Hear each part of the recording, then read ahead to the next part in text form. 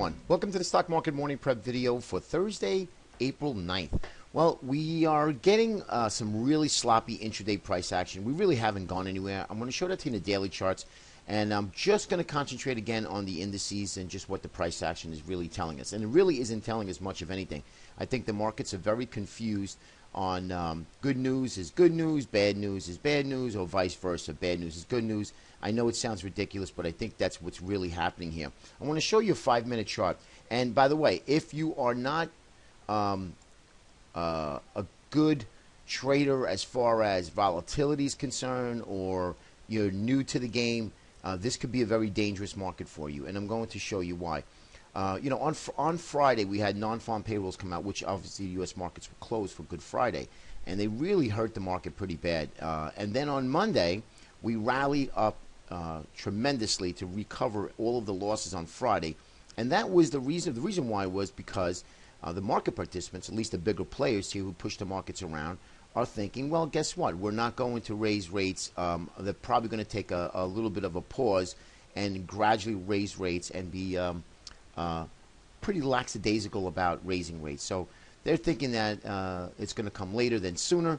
And then we get a Fed governor, several Fed governors coming off the FOMC minutes. This was yesterday, right around 2 o'clock, 2:30, really took it on the chin. And look what happens.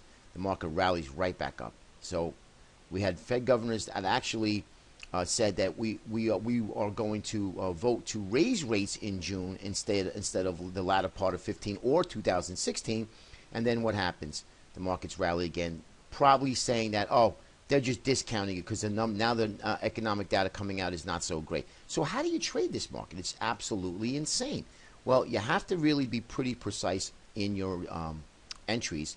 And if you're not, that's going to hurt you. And also, you really need to keep tight stops and manage your risk accordingly to your trading plan and, of course, your account size. So this actually was pretty bad here. You could have gotten stopped out to the long side, stopped out to the short side, and then sure enough, we did nothing here. Okay, so just be careful here. This is not a good market for novice traders, at least at the moment. Take a look at this. Go into the daily chart. You see we really did nothing. Monday we rallied. We have two inside days here from Wednesday. So let's see if we either break out or start to break down again. I'm really looking for some weakness here. Usually, again, I mentioned this in the last video, we get a little bit of weakness going into the 15th to 16th, mid-month of April, and then we get a really good push to the upside going into the end of the month. April seems to be the biggest and best percentage-wise gains of the year. So let's keep an eye on that. Let's not trade from it. It's not an actionable thing, but it's just something to know. If we get some weakness, maybe we get some weakness down into this area here in the spiders, and I think they would probably rally them going into the end of April, maybe May. Okay? Again, just a thought. I just want you to just give you some scenarios out there. All right, take a look at the diamonds. You can see diamonds did nothing here. Long-legged doji, another spinning top here coming off of this big move on Monday. So really, markets haven't gone anywhere. Okay, transports. Now here is a good thing that the transports are at least getting back up to the 200. But what do we see here? We see a bear flag here, another bear flag, guys, into resistance, which is a good sign that if the markets do fail, remember we have not broken down from this bear flag like we did here. So now we need to break down outside. We have the closing. We need a closing day outside of this bear flag, and then we should actually start to move lower again. But as you can see, lower lows and lower highs, bearish symmetry is in place here, and we're below the 200. So if we stay below that 200 a little bit longer, I could probably rest assured to tell you that some fund managers will start at least lightening up their long positions here under the 200 for the transportation sector. Okay, so again, weakest of the 5 that we follow, and it is deemed our leader. All right, Russell, secondary leader, is doing quite well actually, holding up fantastic. This is a very good sign that there are market participants that are looking for risk appetite, and this is a good thing, right? Higher lows, you can see that, higher highs and higher lows from here to here, and now we're stuck in this range here. That does not mean that the markets just can't dump here. If the transports really get nasty, they will all follow suit, okay? But this is our secondary leader doing quite well, so we do have market divergence here.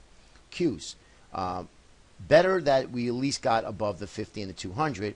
I do like this. I like the fact that we held here, so that is a good sign also for the bulls. But you could see how confused the markets are, right? You could see how one sector is doing well, the other sector is not doing quite well, and the leader is doing really miserably, is failing miserably. So this is something that I really want you guys to keep an eye on here when you're trading. All right, this is now seems to be a news-driven event.